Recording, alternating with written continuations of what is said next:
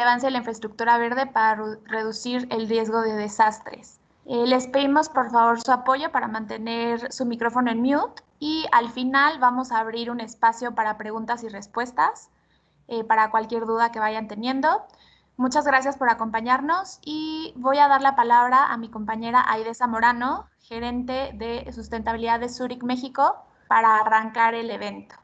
Gracias. Hola, ¿qué tal? Buenos días a todas y a todos. Muchísimas gracias a quienes hoy nos acompañan desde distintas instituciones públicas, también del sector social y algunos grandes aliados y colegas de otras empresas privadas para conocer un poco de este estudio que hicimos en alianza, la Fundación de Zurich y la Universidad Autónoma Metropolitana, en específico la unidad de Coajimalpa.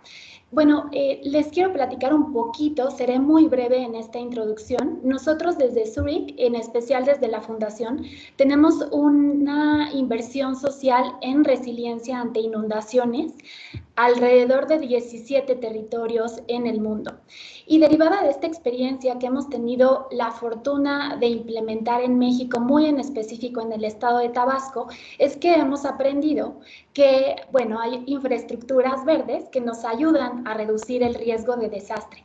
Con este conocimiento como antecedente, pues quisimos traer una mirada hacia el centro del país, hacia Ciudad de México, y más adelante la doctora Gloria Soto y el doctor Gustavo Cruz de la UAM nos platicarán los hallazgos de este estudio, cómo podemos, a través de reforestaciones, reducir el riesgo de desastre en alcaldías en nuestra Ciudad de México. Por ejemplo, para nuestros colegas que nos acompañan de otras organizaciones privadas hoy, pues los animo y las invito a que la próxima vez que planeen una reforestación, pues lo hagan también con esta línea de acción de reducir el riesgo de desastre de inundación dentro de nuestra Ciudad de México.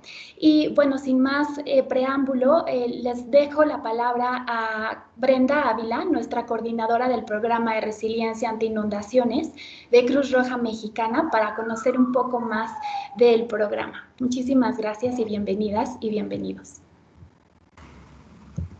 Muchas gracias, Aide. Tengo unos problemas con la conexión, entonces espero que no se me vaya. No voy a encender la cámara para facilitarlo, pero voy a dar inicio. Como comentaba Aide, efectivamente Zurich ha estado muy interesado en invertir hacia la resiliencia y específicamente en inundaciones. El motivo principal es por todas las pérdidas que esto significan dentro del ámbito tanto económico, familiar, sectorial y en muchos niveles. Y como aseguradora ellos están conscientes de toda esta vulnerabilidad al hacer el conteo de pérdidas y daños, por lo cual a nivel mundial deciden invertir en reducir la vulnerabilidad y en fortalecer las capacidades de resiliencia. Esto bajo un enfoque principal de que invertir en la resiliencia es fomentar a que las familias mantengan su desarrollo, a que si viene una inundación no se ve interrumpidos sus planes. Si tienen planes de seguir estudiando, si tienen planes de continuar sus negocios, ante el impacto de una inundación, ellos puedan tener las capacidades para resolverlo y salir y continuar con su propio desarrollo. Entonces, este es el principal enfoque de la alianza. Se llama alianza porque Zurich se une con la Federación Internacional de Sociedades de la Cruz Roja y invierten en distintos países. Actualmente 17 países estamos participando en fortalecer las capacidades de resiliencia en todo el mundo. Y dentro de México, como comenta Aide, se selecciona Tabasco en la primera fase en un municipio que se llama Jonuta, que es precisamente dentro de los humedales. Ahora estamos trabajando en una zona de Teapa, que es por la zona platanera, la cual también no es como tal un humedal, sin embargo, también es una zona llanera muy susceptible a inundación. Nos basamos en fortalecer las capacidades de las comunidades, fortalecerlas, organización social, cohesión, pero sobre todo nos enfocamos en fortalecer 5 capitales fundamentales de la resiliencia, desde fortalecer los conocimientos sobre el aspecto humano, la organización y la cohesión social de la cual dependemos para que la gente tome decisiones, la parte de la infraestructura, que ellos cuenten de una manera continua los servicios de infraestructura y que no se vean interrumpidos o dañados, Y también en la parte financiera, la economía familiar es importantísimo cuidarlos para que ellos continúen su desarrollo y el cuidado de su entorno en cuanto a los medios naturales. Con base a eso hemos desarrollado, de acuerdo a los objetivos de la alianza, la cual está entre reducir, medir la resiliencia también para nosotros tener un enfoque sobre cuánto podemos hacer crecer a las comunidades su capacidad de resiliencia. Se desarrolla un marco de medición de la resiliencia a través de lo que nosotros llamamos la herramienta de medición con toda una metodología basada en investigación académica, para poder nosotros evaluar el impacto no nada más de las inundaciones, sino también de nuestras propias acciones. Y por último, generar una inversión o incrementar la inversión para la reducción de la vulnerabilidad ante inundaciones y hacer incidencia en la toma de decisiones. Creo que hasta ahí sería nuestro punto medular. Cómo todas nuestras acciones están generando cambios a nivel de toma de decisiones de todos los niveles de gobierno. Empezamos por los gobiernos locales y empezamos a permear hacia los gobiernos estatales, hacia los gobiernos incluso federales o a nivel nacional. Con estos tres enfoques sobre cómo trabajamos ante las inundaciones, estamos perfilando la importancia de las inundaciones. Y creo que viene mucho a colación porque si es Tabasco, si es alguna otra región que es susceptible a inundaciones, es qué vamos a hacer ante un evento. Pero sobre todo, y creo que viene mucho a resaltar la importancia de lo que ahora Zurich está invirtiendo ahora en la parte de la investigación, y lo hace ahora con la doctora Soto en Ciudad de México, es identificar y mapear perfectamente cuáles son nuestras vulnerabilidades. Viene una inundación y hacia dónde nos tenemos que enfocar y responder qué es lo que tenemos que fortalecer. No sé si me fue muy rápido, Aide, pero sería mi participación. Muchísimas gracias, Brenda. Damos, por favor, pie a presentar a la doctora Gloria Soto y al doctor Gustavo Cruz Bello, quienes nos van a presentar este estudio de la determinación de las zonas periurbanas y en qué alcaldías se realizaron. Entonces, doy la palabra. Muchas gracias. Bienvenidos. Buenos días a todos. Yo soy Gloria Soto, soy profesora investigadora de la UAM Coajimalpa y bueno, voy a presentar los resultados del estudio que se llama Determinación de las zonas periurbanas prioritarias para prevenir las inundaciones en las alcaldías de Iztapalapa, Tlalpan, Xochimilco y Coyoacán en la Ciudad de México. Voy a hacer la presentación en nombre del grupo que trabajamos este proyecto, que es el doctor Gustavo Cruz, Leslie Ramírez y Jesús Romero. Es importante que les mencione como antecedente que este proyecto, de alguna manera, la idea del proyecto la empezamos a trabajar en 2008, con un financiamiento que obtuve del Newton Fund del gobierno de Inglaterra, en donde tuve la oportunidad de trabajar con algunos investigadores de la Universidad de East Anglia. Como antecedente al tema que estamos trabajando, ahora sí, si pasamos a la siguiente, por favor, pues nosotros estamos conscientes de que los riesgos a nivel global han aumentado. En todo el mundo la frecuencia de los desastres es creciente. Muchos de estos desastres están relacionados con eventos climáticos extremos. Según el informe global de riesgos, la mayoría de los desastres están relacionados con eventos del clima y también se asocian con la inacción que están teniendo diferentes actores en materia de cambio climático. Por este motivo, es importante que diferentes actores y particularmente los que tienen alguna incidencia en ciudades en donde se concentra la mayor cantidad de población y de actividades económicas, estén preparados para desarrollar una mejor resiliencia frente a eventos extremos relacionados particularmente con el cambio climático. Dentro de todas las políticas que los gobiernos tienen que llevar a cabo, hay un área de oportunidad muy importante en los servicios que proveen los ecosistemas. Es verdad que las autoridades, sobre todo para el tema de las inundaciones, tienen que tener en mente muchas acciones, pero parte de estas acciones están relacionadas con aprovechar el potencial que los recursos naturales nos proveen. Hay un concepto que nosotros trabajamos que se llama valor de aseguramiento de los bienes y servicios ecosistémicos. Este valor de aseguramiento se refiere a que los ecosistemas tienen la capacidad de protegernos frente a eventos extremos. En línea con esto, hay algunos datos que nos indican cómo en México también los desastres están creciendo.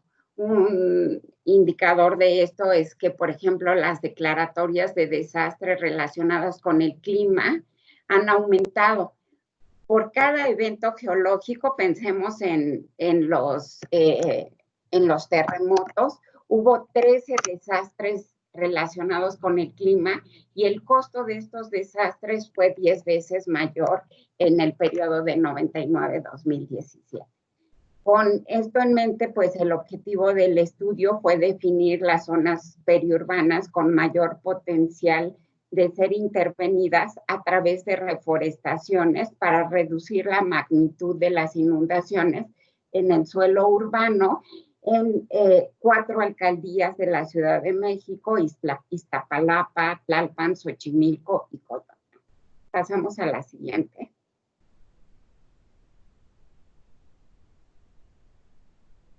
¿Cómo lo hicimos? Bueno, utilizamos la metodología que ya habíamos trabajado de este estudio que les comenté que empezamos desde 2018, en donde se trabaja con este argumento del valor potencial de aseguramiento para mitigar eventos de inundaciones, considerando indicadores tanto en las zonas del suelo periurbano, es decir, estas zonas periféricas, las que conectan al suelo urbano con el suelo rural y por otro lado, con aquellas zonas que se ven impactadas por las inundaciones, particularmente en el suelo urbano. Hablando del suelo periurbano, se trabajó con un coeficiente de escurrimiento que incluyó variables sobre la cobertura vegetal que hay en el suelo periurbano, el tipo de suelo, la pendiente del terreno y la precipitación media anual. Calculando este coeficiente de escurrimiento para todo el suelo periurbano que tiene una influencia en el suelo urbano, se tiene una parte de esta fotografía, pero la otra parte de la fotografía es lo que sucede en el suelo urbano. Entonces, en el suelo urbano se trabajó con la existencia de eventos de inundaciones graves, con la densidad de la población que habita en estas zonas y con el índice de marginación de las zonas que tuvieron otra vez los eventos graves. Pasamos a la siguiente, por favor.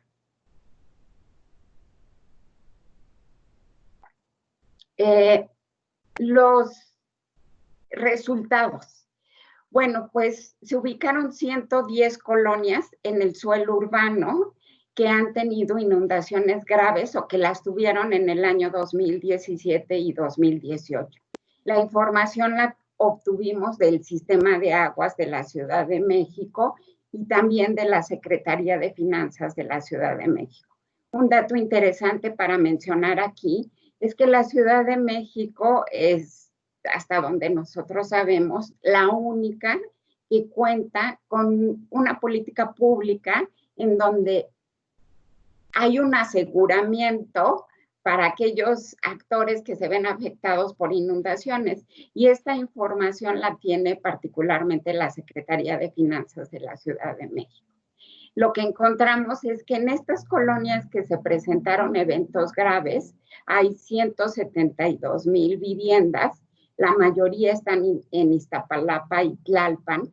En estas colonias habitan más de 500,000 de habitantes y nos encontramos con algunos datos particularmente interesantes en el sentido de en dónde están estas colonias con mayor nivel de marginación.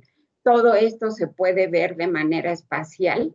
Como ustedes verán en el mapa que está de su lado derecho, esos puntos verdes nos indican las colonias que sufrieron eventos graves de inundaciones durante estos años. Pasamos a la siguiente, por favor.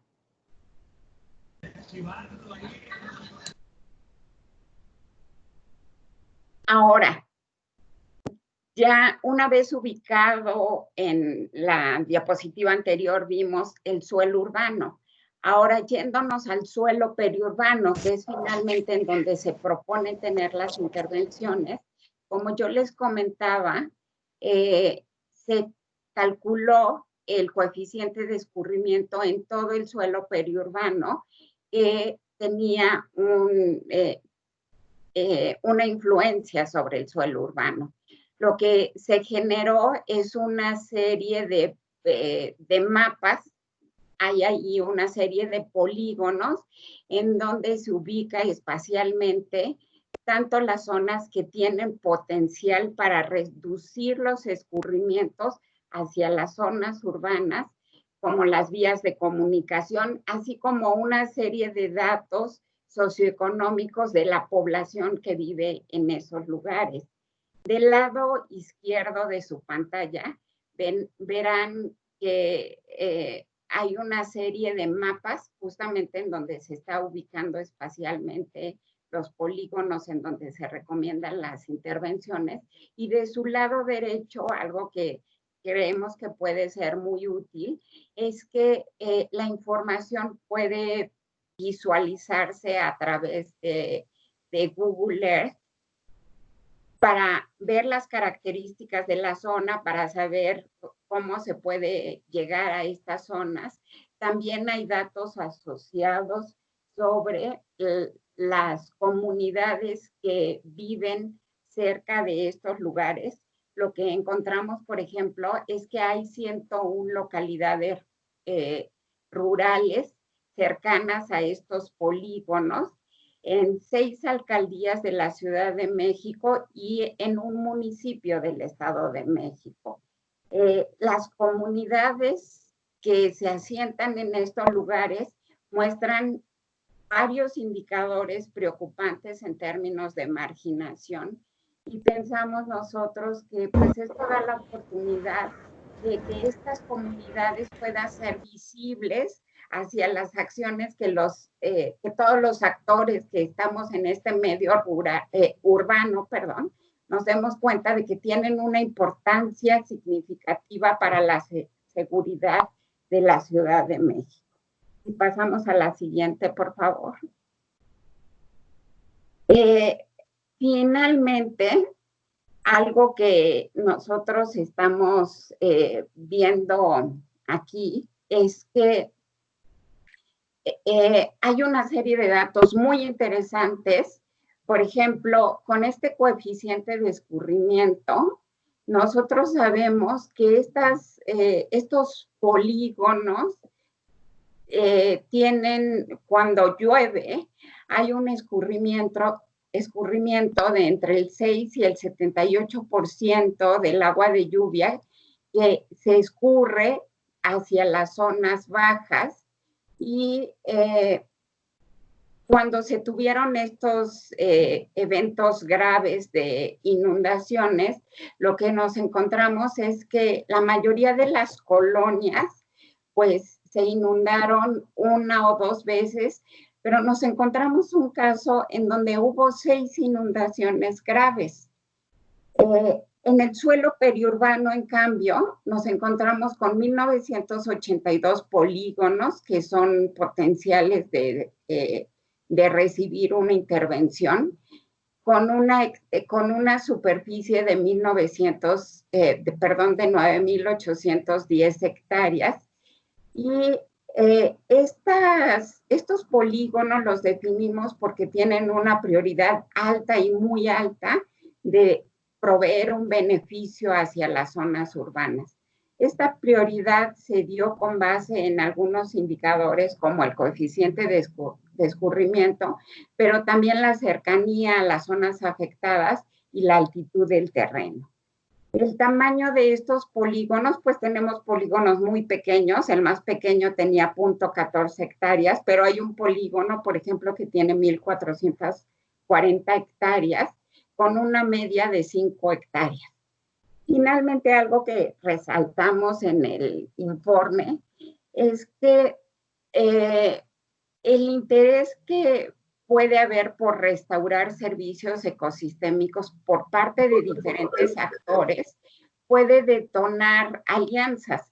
Nosotros ya hemos trabajado de alguna manera en alianza porque esta idea la venimos trabajando ya desde hace por lo menos 2 años.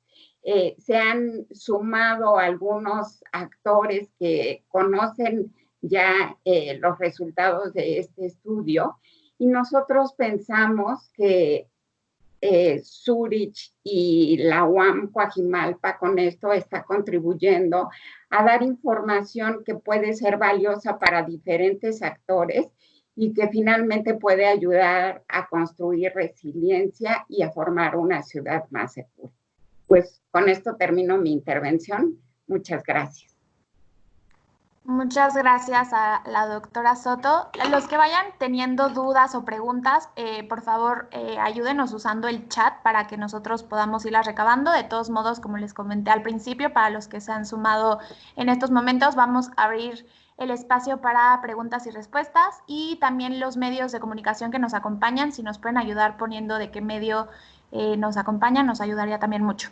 Damos la palabra al director de Reforestamos, que es Ernesto Herrera, para que nos comparta sus comentarios. Gracias, bienvenido. Sí, muchísimas gracias, Aide. Muchas gracias por la invitación a Zurich. Y pues bueno, nosotros en Reforestamos pues tenemos la misión de asegurar más y mejores bosques para impulsar el desarrollo sostenible y tenemos 4 objetivos, que es detener la deforestación, incrementar el manejo forestal sostenible y restaurar tierras degradadas. También estamos buscando arborizar las ciudades. Y pues cuando estamos hablando de la restauración en nuestro país, pues estamos realmente hablando de una superficie enorme. Más o menos 1/3 de toda la superficie de nuestro país está degradada, tiene en diferentes niveles de degradación, pero pues es una cantidad de hectáreas que es enorme, como estaremos hablando de unas 60, 70 millones de hectáreas que tienen un proceso de degradación. Y pues bueno, si bien queremos restaurar estas tierras, pero si no podemos detener las causas que están generando esta degradación, pues es como muy complicado. Y uno de los temas que de alguna forma vinculando lo que mencionó la doctora Soto de las alianzas, es muy importante estar creando como esas plataformas de gobernanza que nos permita sentar a la mesa a los diferentes actores y que puedan tomar decisiones, ordenar el territorio y darle certidumbre pues, a los espacios que sean bosque para que sigan siendo, y también definir cuáles de estos espacios pueden ser restaurados para mejorar la provisión de estos servicios ecosistémicos.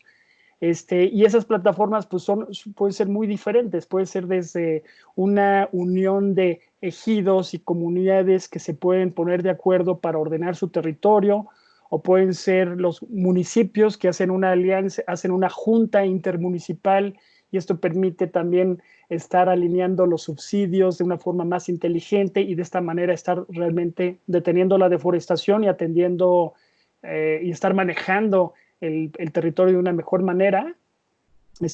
Por ejemplo, las juntas intermunicipales que están trabajando en Jalisco o en Yucatán, o también algunas alianzas estatales, como puede ser el Corredor Biocultural Centro-Occidente de México, donde estamos colaborando, y son 8 estados que se ponen de acuerdo para trazar un territorio que necesita ser manejado para lograr la conectividad de las áreas naturales protegidas entre sí, y estos estados están detectando pues, cuáles son las zonas que son necesarias restaurar.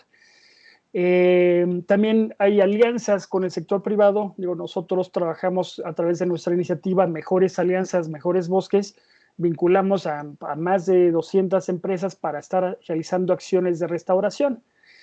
Y en fin, estas plataformas van a funcionar mejor, todo tipo de plataformas de gobernanza, cuando tienen esta información que es muy valiosa.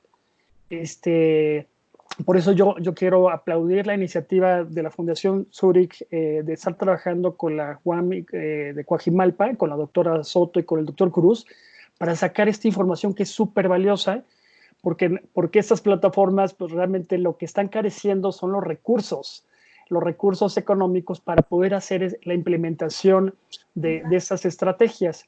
Entonces, el momento que podemos estar identificando de una forma más precisa, con mayor foco, cuáles son estos sitios estratégicos, entonces estas inversiones pues pueden ser canalizadas de una mejor manera. Y pues bueno, lo que estamos nosotros en Reforestamos buscando es poder dar el paso siguiente, poder estar trabajando con la Fundación Zurich, con Zurich y también con la CEDEMA para poder aprovechar esta información y poder generar estrategias que nos ayuden a restaurar, a plantar árboles en esta zona, y pues hay como muchas oportunidades para ello.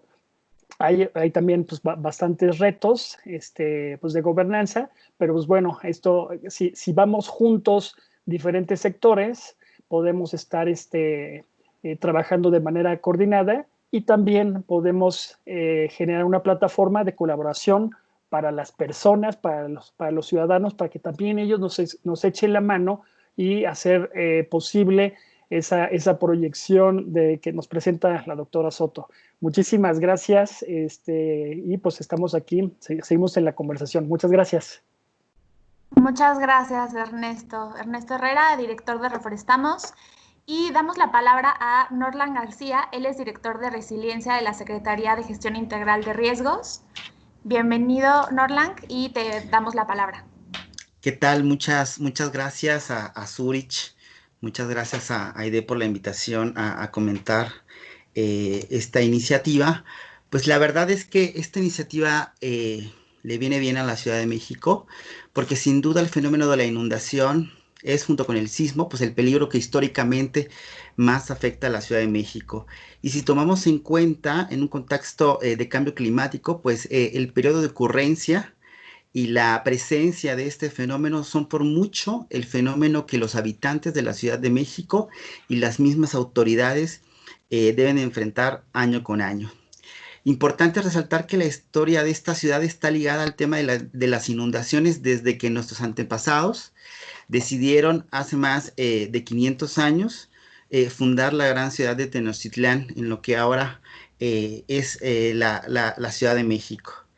Es entonces que desde la visión de la gestión integral de riesgos se empezó a construir socialmente el riesgo.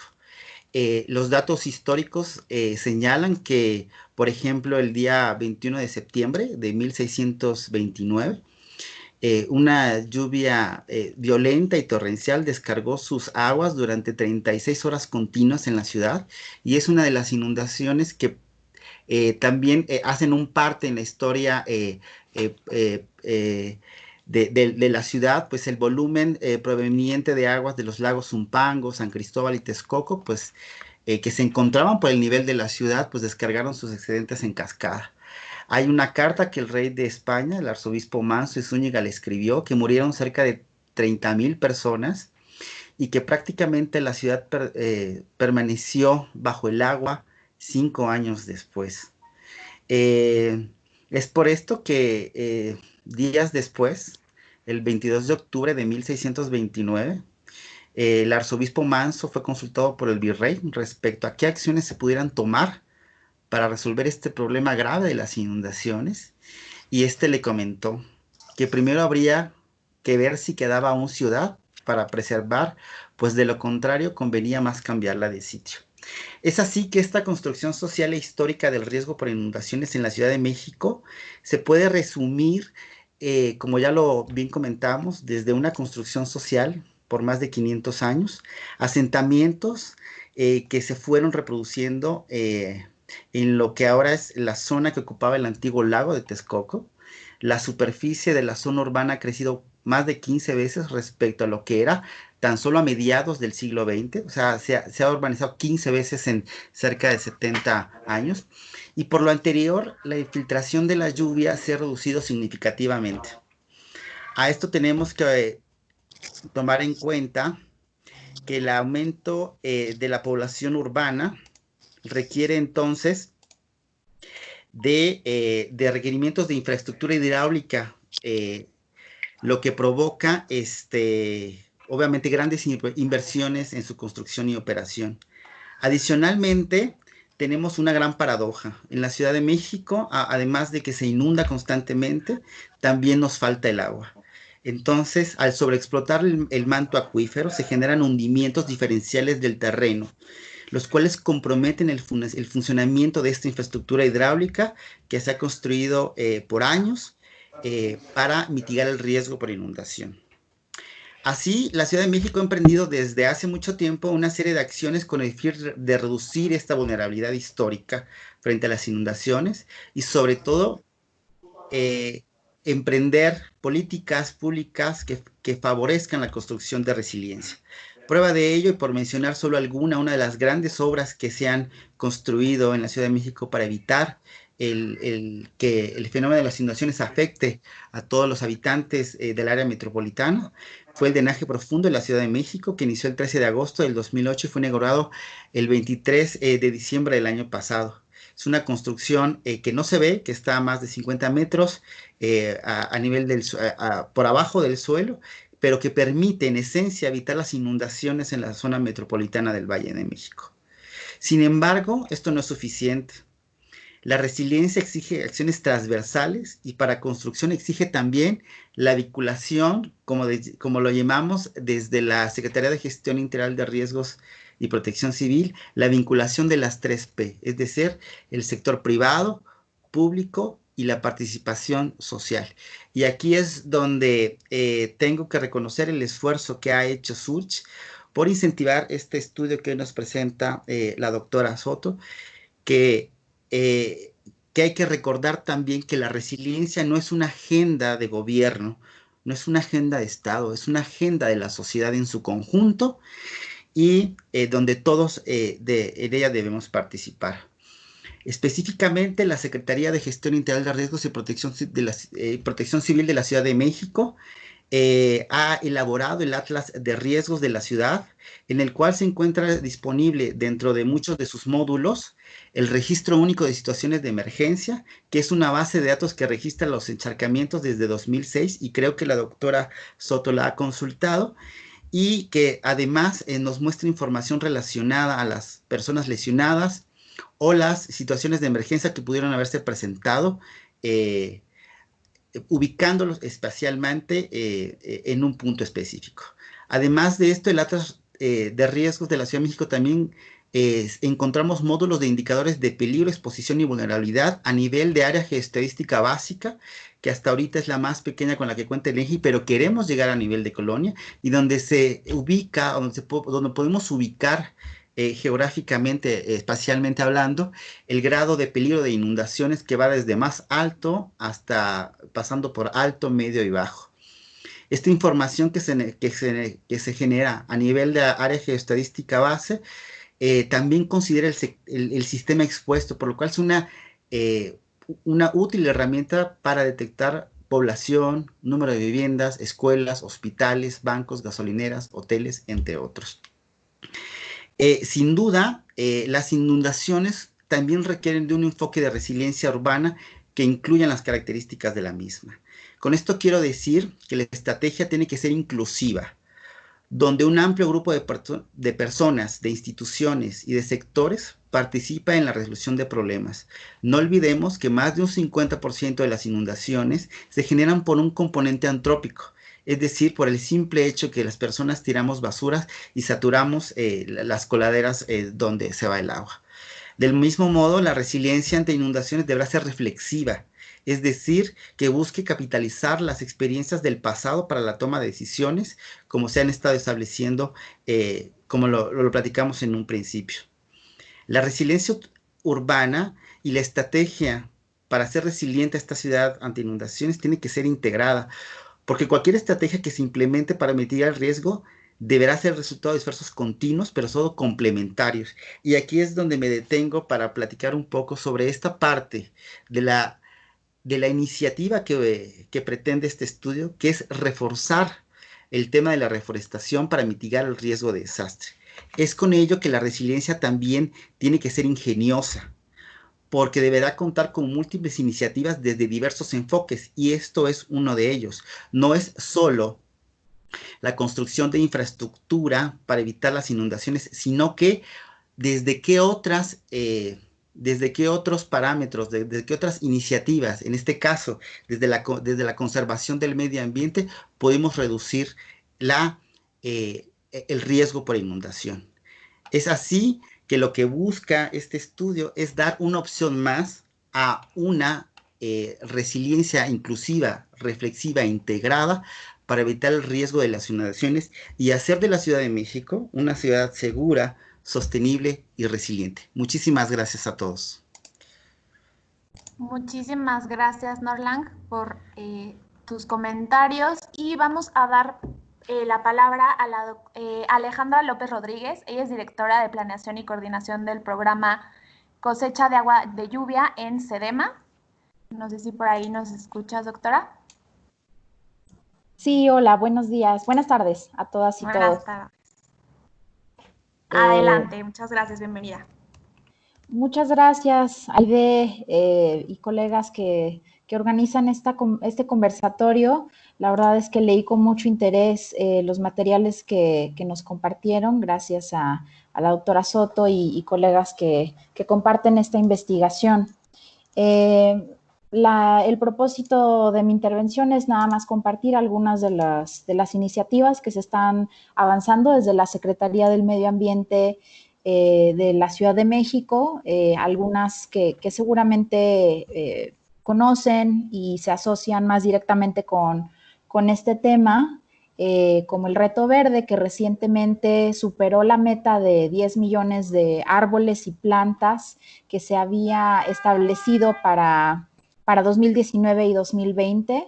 Y creo que es importante mencionar que más de 4 millones de esos 10 millones se ubicaron en suelo de conservación, ¿no? Y bueno, con algunos miles adicionales en áreas naturales protegidas y barrancas.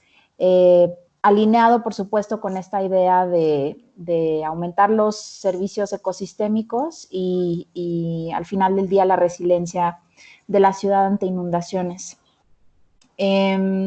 Mencionar también algunos de los grandes proyectos de rescate de espacios públicos y de infraestructura azul, como es el proyecto de recuperación del Canal Nacional, el cual, bueno, ahí va avanzando en colaboración con las alcaldías Coyoacán, Iztapalapa y Xochimilco, y que, bueno, representa una inversión bastante importante por parte de la ciudad. Y bueno, como mencionó Aide, nosotros desde la Dirección de Planeación y Coordinación de Políticas somos responsables de la implementación del programa Cosecha de Lluvia de la Ciudad de México, el cual consiste en la instalación de estos sistemas de captación pluvial en viviendas de colonias de alta y muy alta marginación y que enfrentan pues escasez hídrica, ¿no? El año pasado se implementó este programa en las alcaldías Iztapalapa y Xochimilco, y este año estamos implementando adicional a estas dos alcaldías, también en Tlalpan, Tláhuac y Milpalta. Y ahí fue muy interesante ver el mapeo de las colonias que se consideran particularmente vulnerables a estas inundaciones y pensar ahí qué tanto coincide con nuestro mapeo, que también toma en cuenta esta variable de los niveles de pobreza o marginación para la focalización del programa. Y bueno, platicarles muy brevemente de los resultados que tenemos hasta el momento. Tenemos ya más de 12,800 sistemas instalados en estas 5 alcaldías. Estos son sistemas que permiten, pues eso, la cosecha de lluvia durante la temporada, que, bueno, más o menos entre 5 y 8 meses al año, permite aumentar de manera importante el abastecimiento de agua a los hogares. Y ha habido varios estudios interesantes que analizan la contribución que pueden tener estos sistemas de captación pluvial con la disminución del riesgo de inundaciones. Revisamos por ahí la evidencia de algunos estudios en Australia e Italia. En Melbourne, en Australia, se encontró que la aplicación extensiva, ¿verdad? Obviamente tiene que ser a gran escala, de estos sistemas de captación de agua de lluvia, puede reducir los daños anuales previstos en esa cuenca de Melbourne hasta en un 30%. Obviamente esto es en función de distintas variables, el volumen de precipitación, el espacio de almacenamiento y la distribución temporal de las precipitaciones. Ya mencionaba mi colega Nolan hace un momento de aquellas precipitaciones muy abundantes y repentinas que han ocasionado problemas graves históricamente para nuestra ciudad. Y por otro lado, también un estudio en el sur de Italia, en la zona de Sicilia, encontró que la instalación de sistemas de cosecha de lluvia, incluso a nivel domiciliario, contribuye a la mitigación del riesgo de inundación.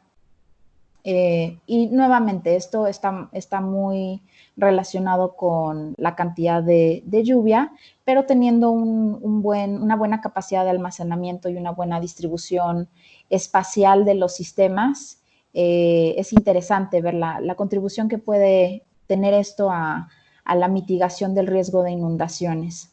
En el caso de Italia, se instalaron sistemas con capacidad de 5,000 litros de almacenamiento. Nosotros, en el caso de la ciudad, obviamente somos sensibles a las características de las viviendas en las colonias en las cuales se implementa el programa. Entonces, el año pasado se instalaron 10,003 sistemas con capacidad de almacenamiento de 2,500 litros. Y este año estamos instalando ampliamente el 90% de sistemas igual con esta capacidad de 2,500 litros y un porcentaje menor con una capacidad de 1,000 litros para ser sensibles a las características de algunas viviendas con espacio muy limitado, sobre todo pues en alcaldías densamente pobladas como Iztapalapa. Entonces, bueno, me pareció interesante abonar a la conversación este elemento que a lo mejor puede no estar tan presente del potencial de contribución de la cosecha de lluvia, la captación pluvial, a la mitigación del riesgo de inundaciones. Y obviamente es interesante pensar la escala correcta para tener realmente una contribución sustantiva a la mitigación de estos riesgos, ¿no? Entonces, pues bueno, muchos estudios apuntan a el potencial de las obras de infraestructura verde para la disminución de riesgo de inundaciones y bueno, relacionado con la reducción del volumen de escorrentía, ¿no? Entonces, esos son los puntos que quería abonar a la conversación y muchas gracias de nuevo por la invitación y por compartir los principales puntos de este estudio. Muchas gracias, Alejandra, por tu participación. Y por último, vamos a dar la palabra a la doctora Lucia Guadalupe Matías. Ella es subdirectora de Riesgo por Inundación de Senapred. Hola, doctora, bienvenida y le damos la palabra. Hola, ¿qué tal? Buenas tardes a todas y a todos. Primeramente, agradecer la participación en este evento tan importante para nosotros con lo que sería el Grupo Zurich. Gracias por invitarnos. Bueno, yo voy a tratar de hacer una liga con todos los que ya comentaron nuestros compañeros anteriormente, Principalmente me llama la atención generar justo una herramienta de resiliencia. Creo que en la gestión integral de riesgos es una de las definiciones a las cuales tenemos que tener mayor atención, la cual nosotros la definimos como la capacidad de un sistema, comunidad o sociedad potencialmente expuesta a un peligro para resistir, asimilar, adaptarse y recuperarse de sus efectos en un corto plazo y de manera eficiente. Cabe mencionar que la gestión integral de riesgos involucra 4 procesos. El primero de ellos, que es conocer las causas de fondo que genera el riesgo, la reducción, previsión y control permanente del riesgo de desastres, revertir el proceso de construcción social de los riesgos, fortalecer las capacidades de resiliencia de gobierno y sociedad. Cabe mencionar que en todas estas etapas se van a involucrar la identificación de los riesgos y o el proceso de formación, previsión, prevención, previsión, mitigación, preparación, auxilio, recuperación y sobre todo la reconstrucción. Pero ¿qué tiene que ver la resiliencia, la gestión integral de riesgos con el tema de las inundaciones? Y sobre todo en la Ciudad de México. Voy a hacer un breve paréntesis para explicar un poquito esto. Voy a comentar un párrafo sobre las grandes aguas a lo largo de la historia de la Ciudad de México. Ha sido una lucha para no ser ahogada por las propias lluvias, que estas han propiciado que se enfrenten diversas acciones para que se eviten las inundaciones. El maestro García anteriormente comentó acerca de un par de eventos históricos. Yo iniciaré con mencionar que la ciudad de Tenochtitlan se fundó en un medio lacustre, es decir, en un lago, en el cual era necesario controlarlo.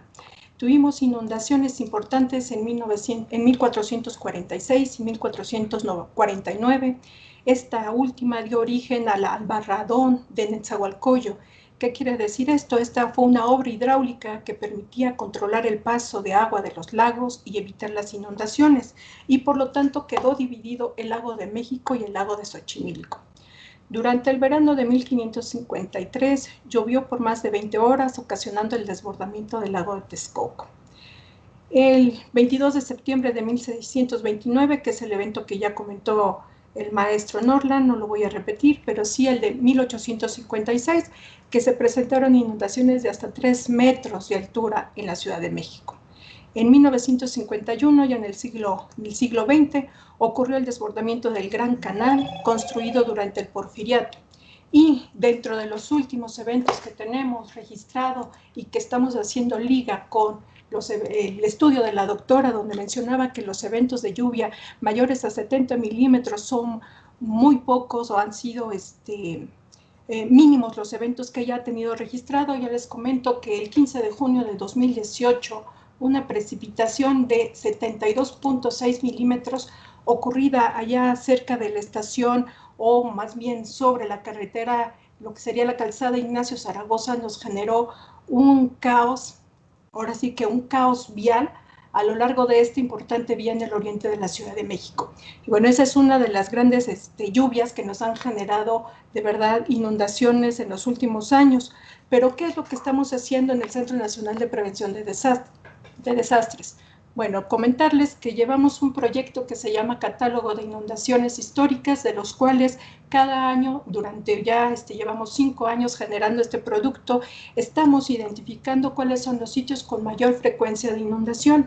Y bueno, les puedo comentar que en los últimos 5 años en la Ciudad de México se han presentado 277 eventos, siendo 2017 el año con más eventos para la Ciudad de México, donde se registraron 113 registros.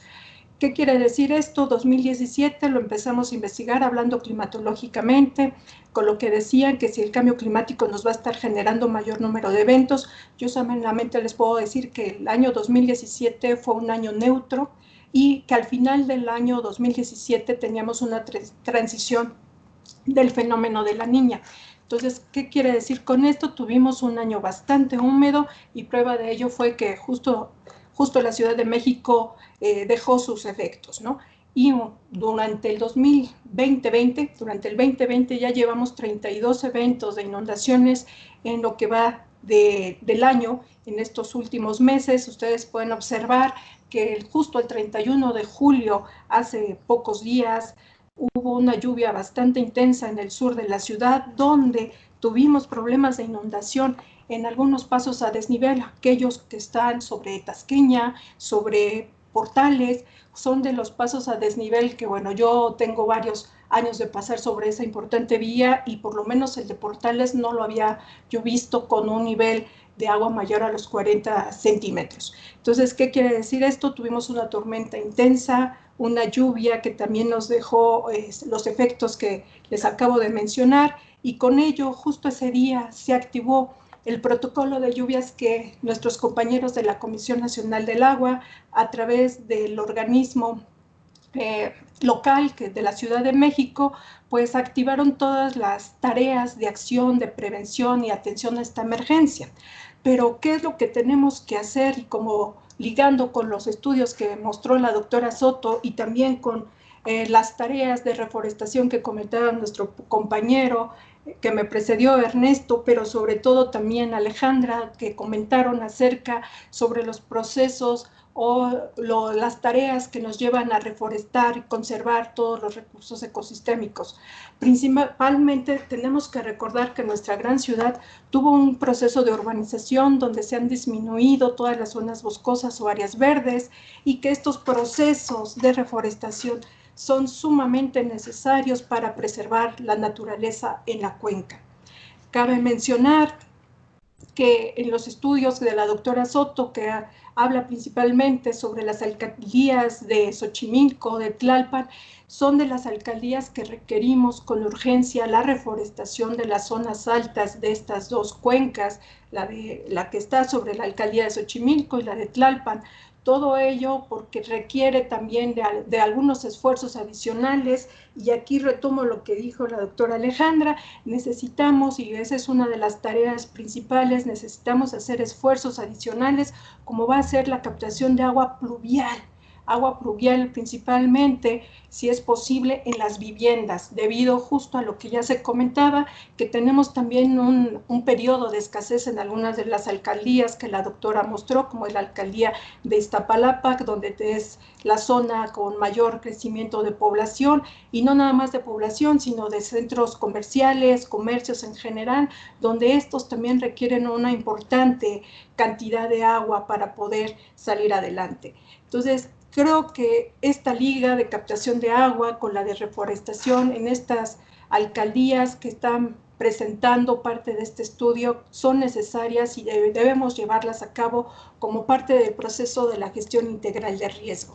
También otra de las cosas que nos hace falta, y que bueno, yo los estaría invitando a revisar parte de nuestro material que tenemos de consulta, donde pueden ustedes visualizar cuál es el nivel de peligro, de vulnerabilidad y de riesgo a nivel alcaldía y municipio para todos los municipios del país, en el Atlas Nacional de Riesgo, que puedan entrar a consultar esta aplicación, esta herramienta, donde pueden encontrar información importante de su localidad.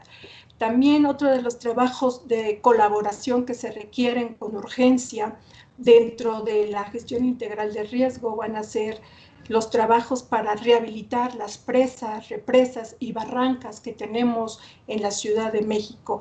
Algunas de estas, pues lamentablemente ya no cumplen con su finalidad con la que fueron originadas, en particular las presas y las represas, pero sí tenemos asentamientos humanos cerca de estas, y nos preocupa que en algún momento dado pueda llegar a generar un problema.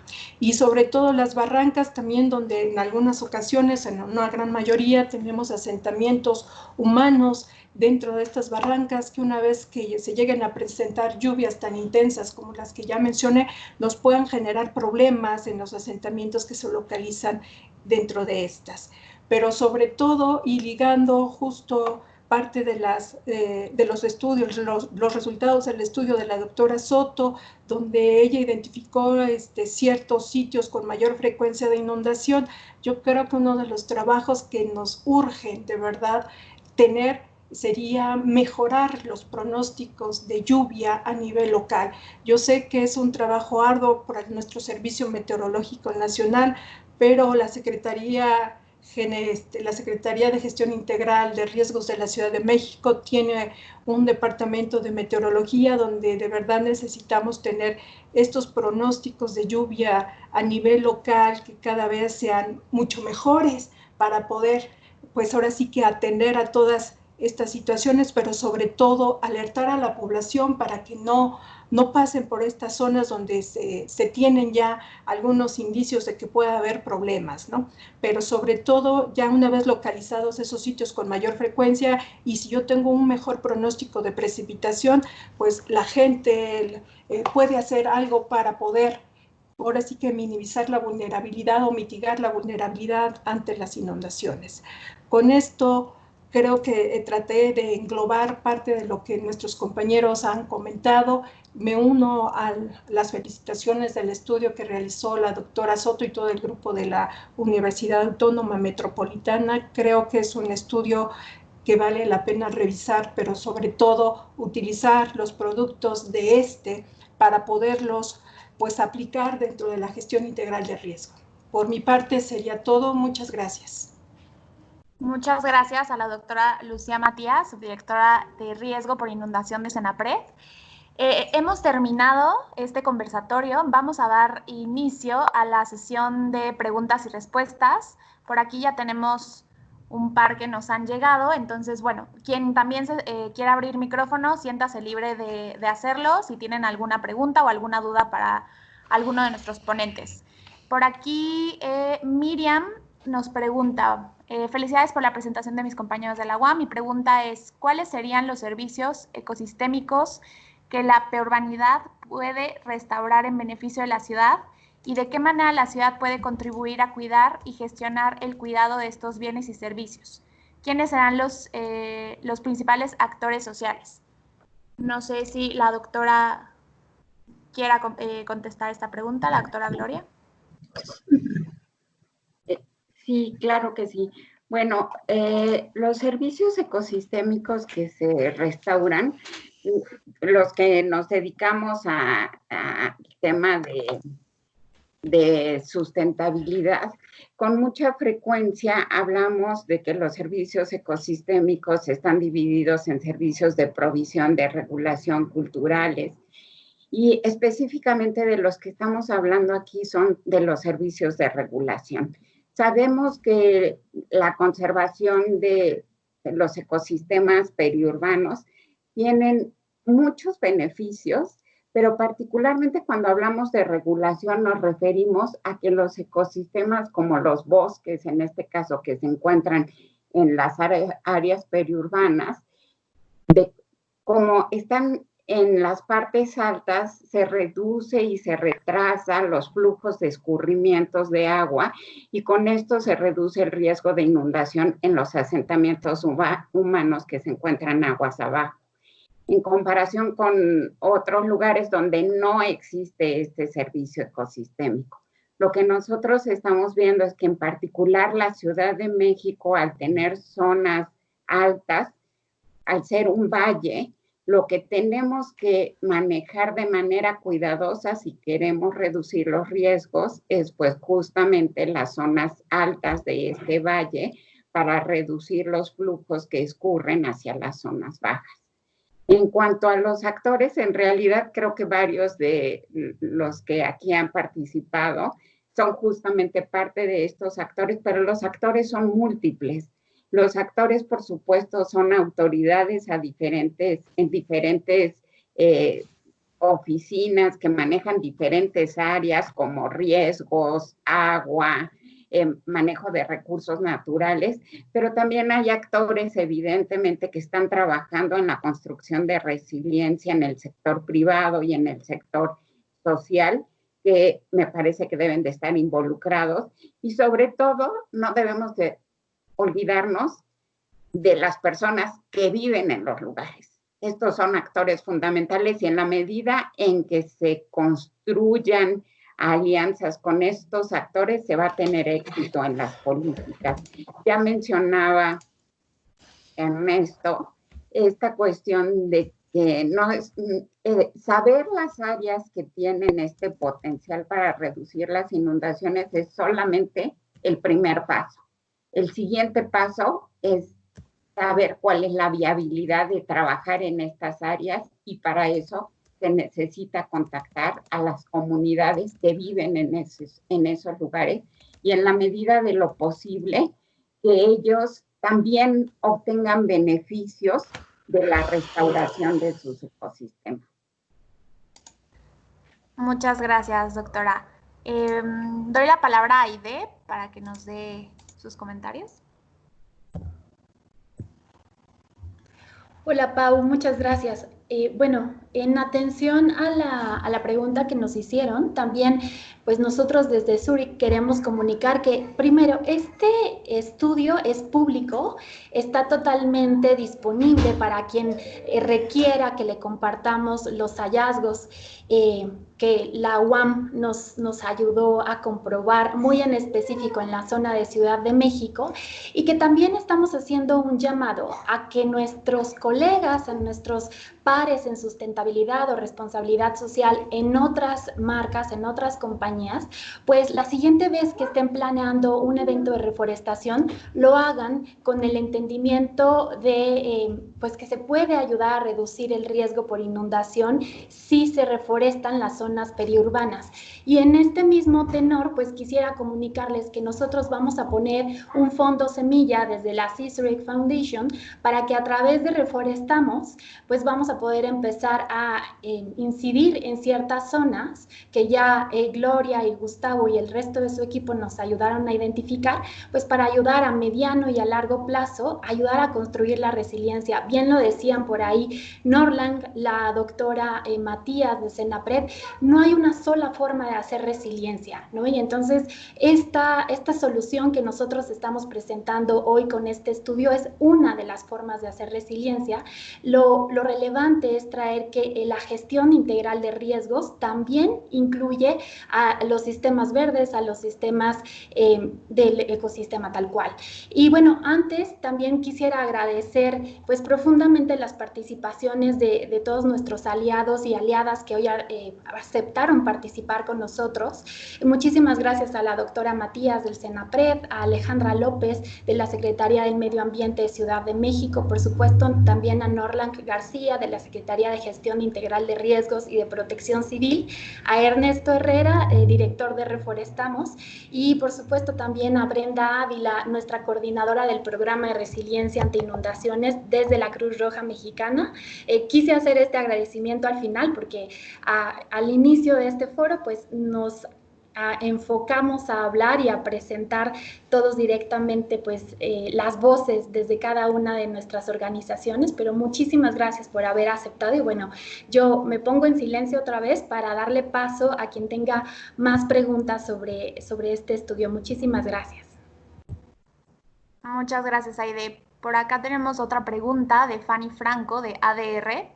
De acuerdo con las conclusiones obtenidas, ¿qué actividades buscarán iniciar para evitar las inundaciones? Pregunta.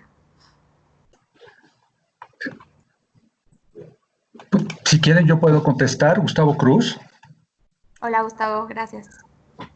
Hola, mira, pues básicamente, mira, buenos días a todos. Lo que encontramos fue que si pudiéramos reforestar estas zonas prioritarias, digo, hay otras medidas que se pueden tomar, pero si nosotros reforestáramos estas zonas prioritarias, estas zonas periurbanas, estaríamos reduciendo más o menos por cada hectárea, suponiendo que pasamos de un suelo desnudo a un suelo forestal, ya con un crecimiento, digamos, de unos 10 a 15 años, estaríamos reduciendo 1.390 metros cúbicos por hectárea de agua que se escurren hacia estas zonas bajas, ¿no? Estamos hablando en litros, 1.390.000 litros de agua que se dejan de escurrir de estas zonas altas hacia las zonas bajas por cada hectárea que llega a tener una cobertura forestal. Entonces, digo, a reserva de que se puedan hacer otras actividades, como bien lo decía la doctora, Lucía, de restaurar estas presas y subpresas, la mera reforestación nos estaría ayudando a reducir en gran medida las inundaciones. Gustavo, no sé si pueda complementar la respuesta. Bueno, adelante, Lucía, gracias. Gracias. Justo eso es importante.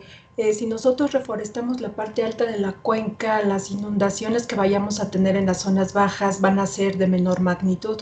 Si nosotros no tenemos ningún sustento arbóreo, por así llamarlo, o algún material que nos esté dejando que pueda pasar el agua, se esté infiltrando por estos bosques, por estos pastizales y demás, pues el agua va a correr, va a escurrir de manera pues rápida. Y con ello vamos a tener justo problemas en las zonas bajas con una inundación de gran magnitud. Entonces, de verdad que es sumamente importante la reforestación en las zonas altas de la cuenca para poder evitar lo que serían las inundaciones súbitas.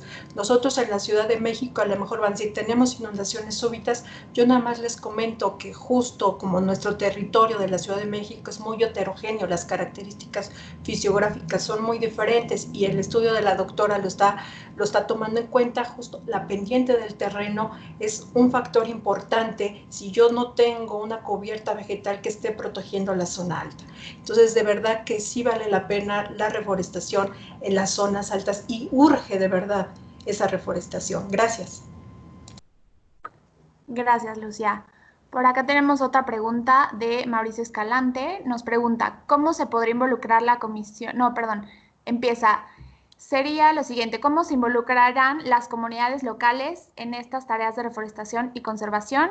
¿Y cómo se podrá involucrar a la Comisión Nacional de Áreas de Desastres Naturales Protegidas y o a la Dirección de Áreas Naturales Protegidas de la Ciudad de México? Bueno, a mí me gustaría comentar el punto de las comunidades locales. Fíjense que en la literatura ha surgido mucho este concepto por un lado, el principio del que contamina paga, que es algo que de alguna manera se ha hecho visible en las políticas de diferentes países, pero hay otro principio que es justamente el equivalente de al que provee un beneficio se le paga. Y tal vez es el sustento del concepto de pago por servicios ambientales. Algo que nosotros pensamos es que evidentemente las comunidades que viven en estos lugares, primero, debemos de conocer cuáles son sus percepciones, cuáles son sus intereses en torno a sus propios recursos naturales. Pero si nosotros queremos conservar esas zonas, las personas que viven en esos lugares deben de percibir también que existe un beneficio de la conservación. Entonces, utilizar este esquema de pago por servicios ambientales como los que ya existen o con nuevas características, pensamos que es una alternativa. Por otro lado, en términos de la Comisión de Áreas Naturales Protegidas, en estudios, justamente en este estudio previo que encontramos, fue muy interesante ver que las zonas que actualmente tienen mejores niveles de conservación son las que las que en este momento están reteniendo más estos flujos de agua. ¿Qué quiere decir? Que las inversiones que se han hecho en áreas naturales protegidas, desde el punto de vista de escurrimientos, han valido la pena. ¿Por qué? Porque gracias a muchas de estas áreas naturales protegidas, tenemos suelos con cobertura vegetal que están permitiendo retener estos escurrimientos. Es importante entonces que se siga en esta línea por el lado de las áreas naturales protegidas. Y la pregunta es, ¿qué pasa con todas estas áreas que no están dentro de un área natural protegida? ¿Cómo le hacemos para encontrar mecanismos que nos ayuden a conservar o a restaurar los bosques de esta zona? Muchas gracias. Si me permites, Aide, nada más comentar que el gobierno de la Ciudad de México tiene dentro de los programas de preservación de las áreas naturales protegidas, un programa que se llama ATEPL, que es uno de los programas más ambiciosos del gobierno de la Ciudad de México para el rescate y preservación de las áreas naturales protegidas. No hay que olvidar que más de la mitad del territorio de la Ciudad de México es algo que hay veces creo que perdemos de vista. Más de la mitad es suelo de conservación, que obviamente exige grandes inversiones para la preservación de estas áreas. Entonces el gobierno ha presupuestado cerca de 1,000 millones en este programa para fomentar lo que comentaba de alguna forma la doctora Soto.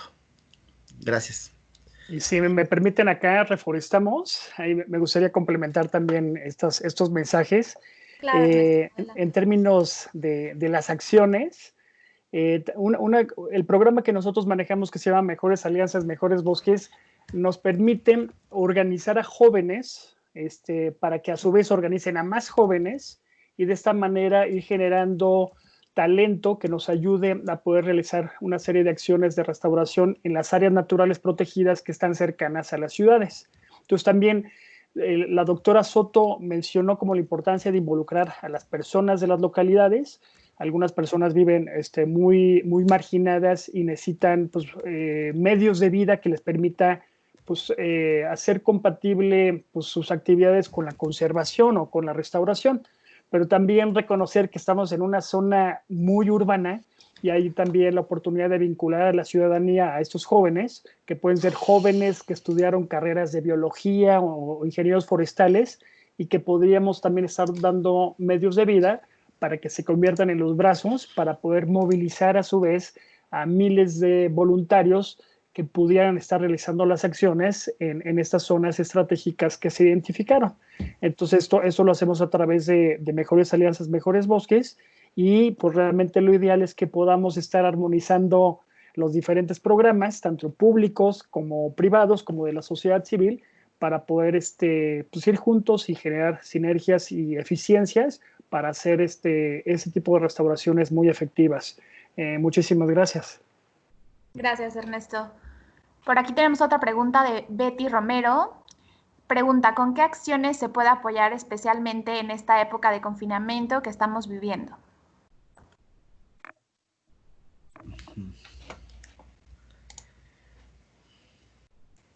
Pues si me permiten así de forma rápida, habíamos comentado de que las inundaciones tienen un gran componente, al menos en la Ciudad de México, un gran componente antropogénico, y gran parte de las inundaciones en la parte urbana de la ciudad se dan por la saturación de los sistemas hidráulicos de desfogue de agua. El solo hecho de reiterarles a la población y a todo la importancia de no tirar basura y sobre todo cuidar las coladeras o que estén limpias, creo que es un factor que hace que disminuya, que mitiga el riesgo por inundación anualmente. La Ciudad de México al año destina cerca de 500 millones de pesos para limpiar las coladeras asolvadas. Entonces, imagínense si ese dinero se podría reinvertir en otras cosas, sería fabuloso. Yo quisiera agregar en este punto, si me permiten. Claro, Alejandra, gracias. Alejandra López de la Secretaría del Medio Ambiente. Además de lo que ya apunta Nolan, tenemos, o sea, él apunta al problema de la basura y ahí mencionar que el gobierno de la ciudad también está encabezando estas iniciativas y esta serie de medidas para reducir la contaminación por plásticos de un solo uso, que sabemos que es una fuente muy importante de contaminación, además de muchos problemas como este bloqueo de coladeras, y en fin, de la infraestructura de la ciudad. Entonces, bueno, este año ya, desde el 1 de enero, entró en vigor la prohibición de bolsas de plástico de un solo uso, y el próximo año se suman una serie de otros productos como productos de unicel, utensilios de plástico, popotes, en fin, hay varios productos, y la idea es que transitemos hacia esta visión de ciudad con basura cero, en la cual desde luego las personas, todos nosotros y nosotras jugamos un papel fundamental. ¿no? Es una proporción muy importante la generación domiciliaria del total de la generación de residuos sólidos en la Ciudad de México. Entonces ahí tenemos una responsabilidad clave y una oportunidad de contribuir a tener una ciudad más sustentable entre todas y todos. Y por otro lado, digo, conectando con lo que platicaba hace ratito de la cosecha de lluvia, nosotros tenemos en el plan de gobierno una meta muy ambiciosa de llegar a la instalación de 100,000 sistemas de captación pluvial domiciliarios en la Ciudad de México, de los cuales, pues bueno, una parte muy importante se instalarán a través del programa Cosecha de Lluvia de la SEDEMA, pero también desde hace ya algún tiempo estamos animando a las personas que estén interesadas por motivos varios para ahorrar en el recibo del agua, por conciencia ambiental, por entusiasmo por estas ecotecnologías, en fin, por la razón que fuere, a sumarse a esta cultura de la cosecha de lluvia. Tenemos ahí publicado en la página de la Secretaría, si me permiten hacer ahí la breve promoción, el manual para cosechar la lluvia, que es una publicación que intenta, pues eso, poner al alcance de las personas el conocimiento básico para entrarle a esta cultura de la captación pluvial, que realmente nos puede permitir en el agregado, como ya decía antes, mitigar el riesgo de inundaciones y también pues reconectarnos con el ciclo del agua, ¿no? Que es algo muy, muy importante. Ahí lo dejaría. Muchas gracias. Muchas gracias, Alejandra. No sé si haya más dudas o comentarios, sino para dar las palabras a Aide. Aide, no sé si pueda hacer el último comentario para la respuesta, complementar la respuesta. A mí me encantaría que la Ciudad de México volviera a tener el programa de Adopta una Alcantarilla. Ese programa que fue hace varios años, digo, creo que fue muy, muy arduo el trabajo y que muchos lo intentamos hacer, por lo menos la que habla, adoptamos una alcantarilla frente a nuestro condominio y esta está siempre libre de escombros, de materiales sólidos, como ya lo mencionaba Alejandra y Norland. Entonces creo que es importante que ahora sí que las localidades, la gente que ahorita se encuentra resguardada, y si tiene cerca una alcantarilla, por favor, ayúdenos a mantenerla siempre limpia, sobre todo antes de la temporada de lluvias y durante la temporada de lluvias hacer el mismo trabajo. Entonces, de verdad, creo que son campañas, programas que deberían de regresar a esta Ciudad de México, que como lo vemos, las inundaciones se presentan durante todo el año, no nada más durante el periodo de lluvias como lo estamos viviendo. Ustedes están observando que, como ya mencionó la doctora Soto y nuestros compañeros, que tenemos los efectos del cambio climático y que posiblemente vayamos a tener eventos de inundaciones más frecuentes. Con esto cierro mi comentario. Gracias. Muchas gracias, doctora Matías, por la aportación tan valiosa. Y bueno, creo que hemos desahogado las preguntas de nuestro público. Quiero destacar que en el público se encontraban compañeras y compañeros de Zurich, porque hoy estamos dando el banderazo de nuestra Semana Verde, que es un evento que hacemos año con año para poner en la agenda interna, pues estos temas relevantes, ¿no? El tema de sustentabilidad y cómo lo trabajamos desde Zurich afuera y adentro también de la organización. Muchísimas gracias también a las empresas que nos acompañaron, pues tenemos ahí el honor de tener varias alianzas, por ejemplo, con la Asociación Mexicana para la Biodiversidad y Negocios, la AMEBIN, con la Cámara Suiza. Hoy hay varios colegas de aquí acompañándonos también. Están nuestros colegas del PNUD, del Programa de las Naciones Unidas para el Desarrollo, de ARISE también nos acompañaron, y también están nuestros colegas y amigos de ProBosque. Entonces ha sido, creo que una mañana muy nutrida en conocimiento y aprendizaje sobre cómo se puede gestionar el riesgo desde la reforestación y muy en específico para el tema de las inundaciones. Muchísimas gracias a nuestros expositores estrella que hoy pues aceptaron a participar con nosotros en este conversatorio. Y recordar que es eso, un conversatorio, un ánimo de poner este tema en la agenda pública. Sabemos que lo estamos abordando desde los distintos sectores, pero que para atender un problema público como es las inundaciones, pues lo tenemos que generar en alianzas y alianzas público-privadas. Y pues hoy creo que pueden despegar varias líneas de acción. Nosotros desde la Alianza de Inundaciones podemos contribuir a compartirles la herramienta de medición de resiliencia que usamos dentro del programa hace 7 años en el terreno. Bueno, sin más, pues muchísimas gracias. Ha sido un privilegio estarlos escuchando y estarlas escuchando sobre las conclusiones muy en específico en inundaciones. Por ahí nos acompaña Omar Tobar, que es nuestro subdirector de comunicación, a quien me gustaría pedirle pues unas palabras de cierre. No sé, Omar, sí, sigue por aquí. Hola, hola. Sí, aquí estoy. Gracias, Omar. Muchas gracias. No, bueno, pues muchas gracias a todos los que aceptaron esta invitación de parte de Zurich, de parte de Aide, de platicar, como dice ella, sobre este tema tan importante para nosotros. Desde Zurich, pues le damos una importancia muy fundamental a este tema de los riesgos y al tema específicamente de las inundaciones. Quiero felicitar a la doctora por el gran trabajo que ha hecho de investigación y en general a todos los que han participado en este conversatorio.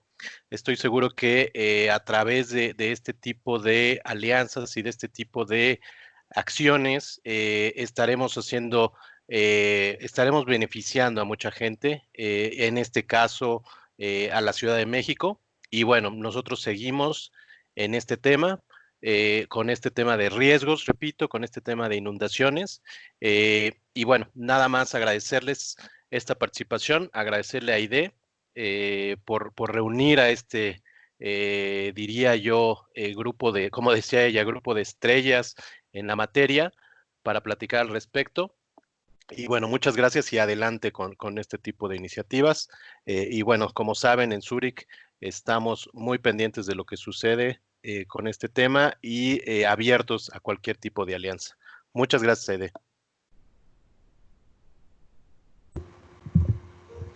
Gracias, Omar. Pues damos por concluido el evento. Muchísimas gracias por el tiempo que nos han dedicado esta mañana y en breve les compartiremos también los resultados del estudio para que puedan consultarlo en su totalidad. Es una información completamente pública y disponible para todas y todos. Muchas gracias. Hasta luego y buen día. Muchas gracias. Hasta luego. Hasta luego, gracias. Hasta luego, gracias. Hasta luego, gracias. Adiós a todos. Gracias, hasta luego. Gracias, buen día. Hasta luego. Gracias. Eso es lo peligroso, de que como tenía tantos seguidores por la religión que practicaba y lo que hacía, vas y le das validación ante los ojos del mundo.